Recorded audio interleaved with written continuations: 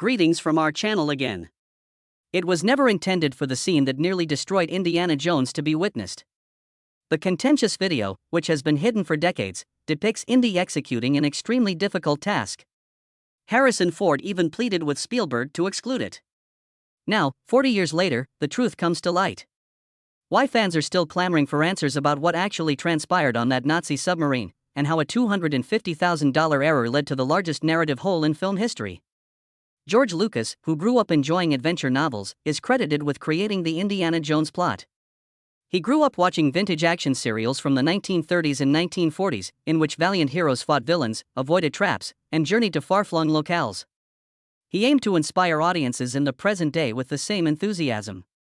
He envisioned a figure that was fierce and rugged but also intelligent and resourceful, a cross between James Bond and a traditional explorer. Scrooge McDuck was one of his greatest influences. The Lost Area had a direct influence on the Uncle Scrooge comics, as the duck hunted for wealth in old ruins. Even a sequence reminiscent of Indy's well-known idol switch appeared in one chapter. But fiction wasn't the only source of inspiration for Indiana Jones. Lucas also examined actual explorers. Roy Chapman Andrews, a 1920s adventurer who scouted the Gobi Desert for dinosaur remains, was one of the major influences. He carried a revolver, wore a fedora, and had the exact appearance of the hero Lucas envisioned. However, what is the name? That was from Indiana, Lucas's pet dog. Baka from Star Wars, the same one. Spielberg thought the character's original name, Indiana Smith, sounded silly. In 1977, Lucas casually recommended Jones while they were in Hawaii. Rather, Spielberg concurred right away.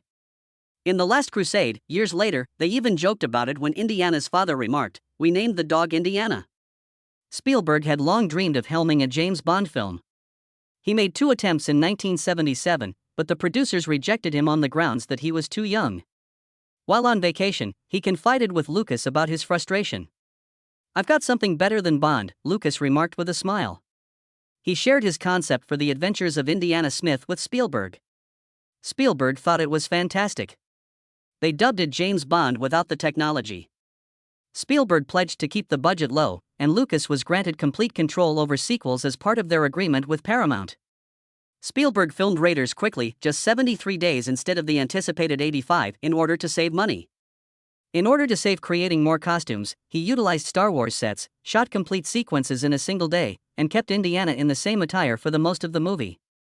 Inspired by real-life archaeologists like Hiram Bingham, the early screenplays depicted Indiana Smith as a rugged explorer who occasionally stole riches for himself. This name stuck for a while. Who, while collecting its treasures, discovered Machu Picchu.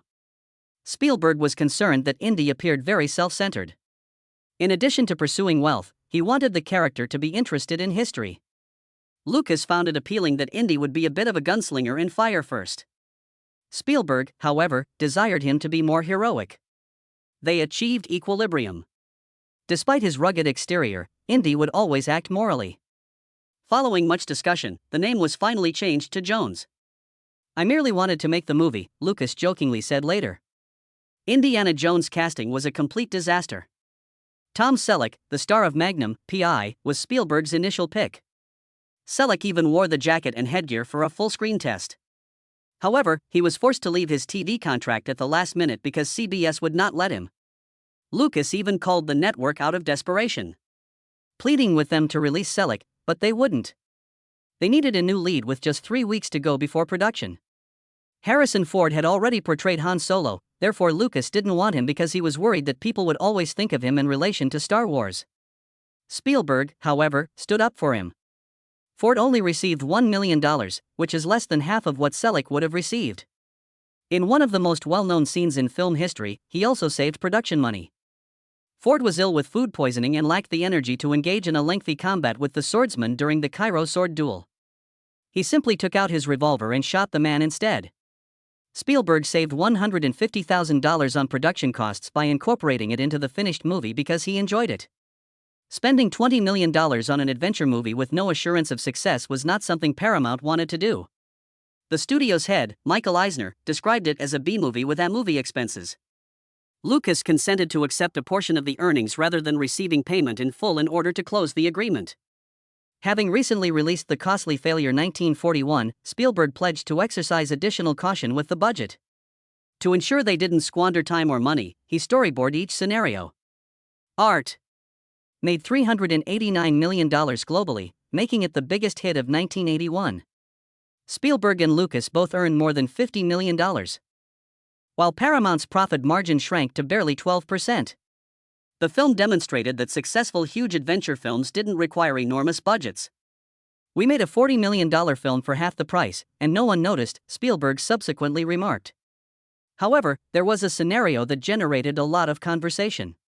In Raiders of the Lost Ark, Indiana Jones does something quite different. As a Nazi submarine sails across the ocean, he clings to its periscope. The issue? Submarines don't remain on the surface. Their periscopes descend along with them as they plunge deep. However, Indy manages to avoid drowning during the 72-hour period in the film. It is never explained in the movie. What was his breathing mechanism, fans wondered? How come the staff didn't notice him? For years, people continued to discuss this scene. It was named one of the largest cinematic narrative holes ever by the New York Times in 2008. Indy would require incredible grip strength to stay on board while the sub was traveling at maximum speed, according to calculations made by scientists. Spielberg later said that he was rushing to finish the film even though he knew it didn't make sense. Supporters made an effort to explain. According to one interpretation, the submarine never really submerged. That proved to be accurate. The U-boat remained on the surface the entire time, according to cut footage. This was first explained in a brief scene. It showed Indy using his whip to tie himself to the periscope. In fact, this made sense. Due to their engine's inability to operate underwater for extended periods of time, submarines tended to travel above water prior to World War II in order to conserve fuel. In the film, the Nazi submarine was traveling more than 1,200 kilometers to a secret island. Thus, it most likely wouldn't have plunged. This idea was even depicted in the Raiders comic from 1981, where Indy was shown losing his whip and helmet while traveling. But it looked absurd when Spielberg filmed it. Test viewers chuckled at how awful it appeared when Harrison Ford struggled to remain on a fictitious periscope. The scene was removed by Spielberg. It caused a huge plot hole, but it saved $250,000. Later, Spielberg expressed sorrow for removing the scene. The one thing he wished he had done differently was mentioned in a 1999 DVD commentary. A blurry VHS copy of the removed video then surfaced online in 2012. On YouTube, it received more than 2.8 million views. Seeing the excitement, Paramount shared storyboards for the Raiders Blu-ray. When a young Indiana Jones adds, "Don't ask about the submarine," the joke even appeared in the 2023 film Indiana Jones and the Dial of Destiny. Fans adore the scenario despite the fact that it ultimately makes no sense. It contributes to Indiana Jones's sense of legend status. The audience wants to think Harrison Ford is unbreakable, therefore he defended it. Why use math to wreck it? However, that scene wasn't the only one. One moment from 1984's Indiana Jones and the Temple of Doom will always stick in the minds of viewers. The head of an enigmatic sect, Molaram, uses magical abilities to take a man's heart in a startling ritual. With chanting followers around them, the victim, who is still alive, is lowered into a flaming pit. Different from anything before seen in an adventure movie. At the time, the special effects were revolutionary. To provide the impression that the wound was self-healing, the filmmakers inserted a rubber chest piece and inverted the video. However, it was so disturbing that in some TV broadcasts, the heart was entirely omitted, giving the impression that Mola Ram's acts were more enigmatic than gory. In reality, the victim actor was dropped behind the scenes. Over actual flames. This scene's response was a major factor in permanently altering the film's ratings. The movie was too severe for kids, but not extreme enough for an adults-only rating, according to parents and critics. Hollywood consequently established a whole new category called PG-13. A darker plotline with child labor was also added in the film, which is uncommon in large-scale adventure movies. A group of kids are abducted from their village and made to labor with magical stones in the story. The sequences depicted adolescent actors straining under the cult leader's directives in poorly lit tunnels. Despite being a fantasy film, some believed it drew too closely on historical events in the real world. A secret organization in India was accused of misbehavior by British officials in the 1800s. However, this became a much harsher, dramatized version in the film. According to several reviewers, the story treated children's suffering too lightly, seeing it as just another problem. For Indiana Jones to triumph. Short rounds were displayed in one particularly intense occasion. As the cult members treat him harshly, Indy's kid sidekick tries to flee. Some nations restricted the film's release because of scenes like this and the general intensity of the movie. It was even outlawed by the Indian government because they felt it gave a false and inflated picture of their culture. The Pankot Palace supper scene was another one that sparked controversy. A strange supper consisting of things like monkey brains is given to Indiana Jones and his companions. Even though these foods had nothing to do with Indian cooking, the scenario gave the impression that it was an odd and exotic tradition. Spielberg acknowledged years later that these concepts were based on ancient tales rather than fact. The way a well-known religious figure was represented in the movie also infuriated Hindu organizations. The cult in the novel worships Kali, a goddess who is typically thought of as a protector. However, many viewers found it offensive that this group was portrayed in the film as violent and deadly. The actor who played Mola Ram, Amrish Puri, was hesitant to accept the part. Only until Spielberg persuaded him that it was merely a work of fiction would he agree. The filmmakers had to alter their original plans for filming since the situation got so intense. To complete the picture, they constructed sets in Sri Lanka rather than in India. Whether Temple of Doom was a daring artistic decision or a distortion of history and culture is still up for debate decades later. In retrospect, Spielberg acknowledged that his least favorite Indiana Jones film was Temple of Doom. He claimed that a challenging period in his life, including his divorce, was the source of the movie's darker tone. Additionally, he thought that George Lucas, the story's co-author, was in a bad mood when he was writing the script. Spielberg justified the film's intense passages by stating that adventure stories require a strong antagonist, but he later expressed sorrow for some of the racial stereotypes in the movie.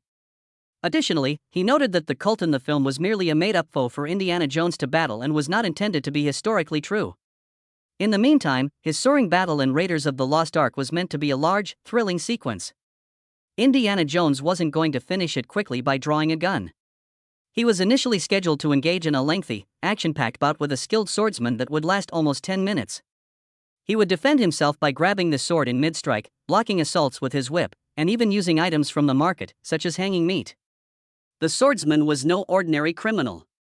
He was actually trying to prevent Indy from locating Marion while working for the Nazis in the script. Terry Richards, the actor, trained for the fight for weeks, studying intricate movements like a 10-hit combo that would make Indy appear totally outmatched. Spielberg intended for it to have the air of an old-fashioned adventure film that combined humor and peril, but then everything changed. The filming conditions were difficult, the heat was oppressive, and Tunisia was harsh. Harrison Ford became quite ill. He contracted dysentery after drinking tainted water, which left him weak, dehydrated, and prone to frequent bathroom breaks. By the time the battle was scheduled to be filmed, Ford found it difficult to remain upright for longer than 10 minutes at a time. Spielberg had no intention of altering anything.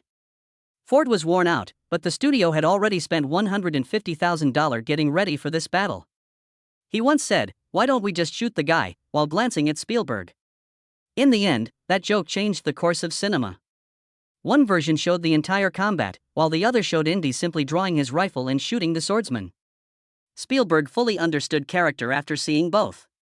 He was not a hero who squandered time on pointless skirmishes. He was intelligent. To stay alive, he did everything it necessary. Additionally, the new scenario reduced the budget by $250,000 and saved 3 full days of filming. In Tunisia, Ford wasn't the only one that suffered.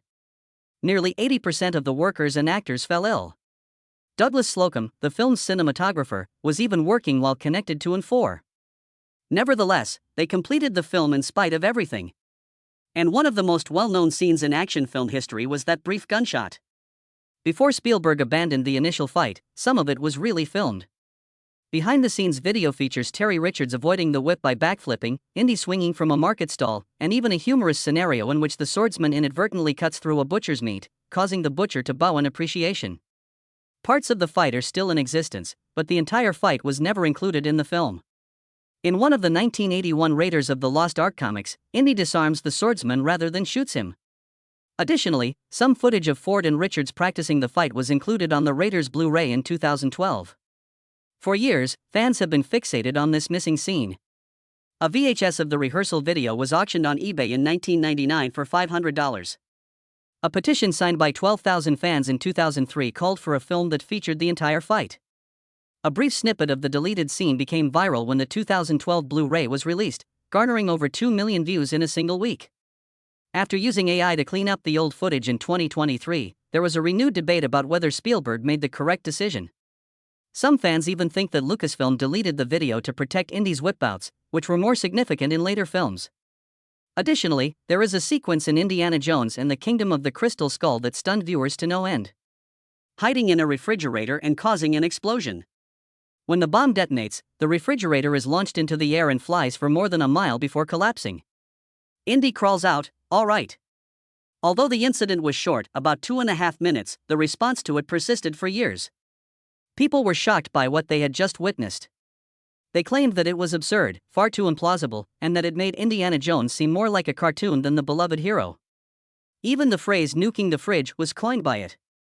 Nuking the fridge came to mean when a franchise overreacts and loses its appeal, much like jumping the shark came to mean when a television program or film goes bad. The majority of people are unaware that Back to the Future is where the refrigerator concept originated.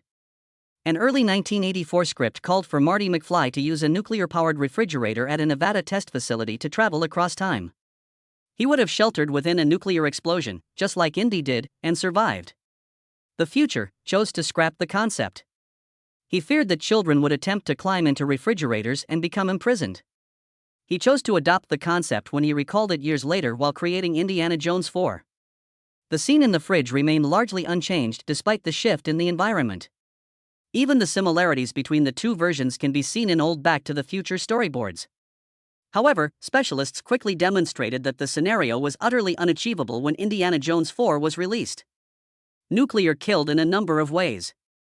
First, he would have been crushed by the blast, which would have hurled the refrigerator at around 800 miles per hour. The impact would have exposed his body to over 450 Gs, which would have caused his organs to turn to liquid. The radiation would have killed him even if he had survived that. The fans were incensed. Nuking the fridge was already popular on the internet 2 days after the release of the film. Although the film earned $790 million, viewers were dissatisfied, with some comparing it to Star Wars Jar Binks. Spielberg acknowledged his sadness about the moment years afterward. He declared, "I accept full responsibility," in 2011. Despite Harrison Ford's warning that no one would purchase this, I persisted. Prior to realizing that Nuke the Fridge had harmed the Indiana Jones series, he didn't mind that it had become a meme. But Lucas wouldn't acknowledge any responsibility. He even claimed to have scientific evidence supporting the scene's possibility in a file 6 inches thick. However, scientists dismissed it as absurd. Then, a crucial moment that might have revealed something significant about the Ark was cut out of Raiders of the Lost Arkansas. A portion of the dialogue between Indy and Sulla when they visit the Imam in Cairo in the film was cut out. From the staff of Ra's headpiece, Imam first read a warning: "If you touch the Ark, you die. You will perish if you gaze upon the Ark when it is opened." To keep the picture going more quickly, this was edited after it was filmed. Consequently, a significant question remained unresolved. At the end, how did Indy know to close his eyes? It would have been evident from the missing scene that he had been warned beforehand. Additionally, a comic scene with Sulla was cut out of the film. He was once intended to lower a rope to assist Indy in leaving the map room, but he lost it. He had to think quickly. In the end, he stole a Nazi flag and bed linens to use as improvised rope. He even doused a young German soldier with boiling tea in one take. Accidentally. Some of John Rhys Davies' lines, who portrayed Sulla, were made up on the spot. Additionally, both producer Frank Marshall and Karen Allen couldn't stop giggling at his hilarious performance. However, Spielberg deleted the sequence since it didn't fit the film's somber tone. "It was the funniest thing I've ever done," Rhys Davies subsequently remarked. Despite the fact that some of these scenes were removed, Raiders of the Lost Ark continues to rank among the best adventure movies ever produced.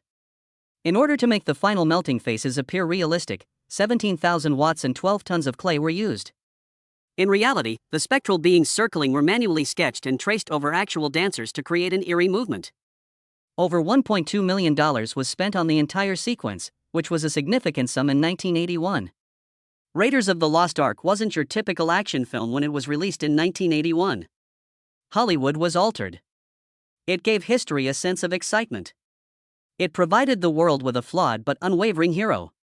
and I still adore it after almost 40 years. The Indiana Jones films established the bar for adventure films, influenced careers, and motivated actual archaeologists. Harrison Ford was best known as Star Wars Han Solo before he played Indiana Jones. However, everything changed after Raiders. He rose to become one of the world's most well-known movie stars. In contrast to his co-stars in Star Wars, Mark Hamill and Carrie Fisher, who had trouble getting major roles, Ford continued to land successful assignments. He starred in Air Force One, The Fugitive, and Blade Runner. However, he was always seen as Indiana Jones, regardless of the number of films he produced. What made him memorable was his charm, his toughness, and the way he got knocked down and continued. Another significant influence was made by Karen Allen, who portrayed Marion Ravenwood. Marion was unlike from other female action movie characters prior to Raiders. She was tough, intelligent, and refused to give up on anyone, not even Indy. Future action women looked up to her as an inspiration. Allen maintained her connection to Indiana Jones while spending more time working in theater. Her comeback in Dial of Destiny and Kingdom of the Crystal Skull demonstrated how much her character was still adored by fans. Success was also attained by other series actors. Playing Sulla, John Rhys-Davies gained even more notoriety after starring in The Lord of the Rings. Paul Freeman, who portrayed Belloc, the antagonist, gained notoriety for portraying witty, endearing villains. Alfred Molina, who played Dr. Octopus in Spider-Man, had a small part in Raiders. Dude as well. Years after playing Short Round in Temple of Doom, Ke Huy Quan made a spectacular return and won an Oscar for Everything Everywhere at Once. However, Indiana Jones had an impact on more than simply its actors. It altered people's perceptions of history. More students began studying archaeology after Raiders. Interest increased, according to the University of Chicago and other institutions. Of all, Indiana Jones makes archaeology seem interesting, but actual archaeologists don't avoid booby traps or flee from enormous boulders. In an attempt to make studying the past seem as exciting as it was, TV series and documentaries began utilizing the same blend of history and adventure. Indy's appearance also became renowned. Everything about his ensemble, including the leather jacket, the whip, and the fedora, shouted adventure. Deborah Dullman, the costume designer, modeled his appearance after actual explorers from the 1930s. Other films soon began to imitate it. The Mummy, Jumanji, and even video games like Uncharted were influenced by Indiana Jones' fashion sense. His professorial appearance, complete with glasses and a tweed suit, added to his allure and demonstrated that he was both an explorer and a scholar. However, Indiana Jones had the most influence on action films. Adventure movies weren't this quick, thrilling, or imaginative prior to Raiders. Things that become commonplace in Hollywood were first introduced by the Indiana Jones series. National was inspired by the prospect of unraveling ancient mysteries, which led to mistakes, exhaustion, and fear. This prepared the path for protagonists like as John McClane in Die Hard. Video games like Assassin's Creed were even influenced by the way Indiana Jones exploited real-world settings, such as Nepal and Venice. The films also established new benchmarks for filmmaking.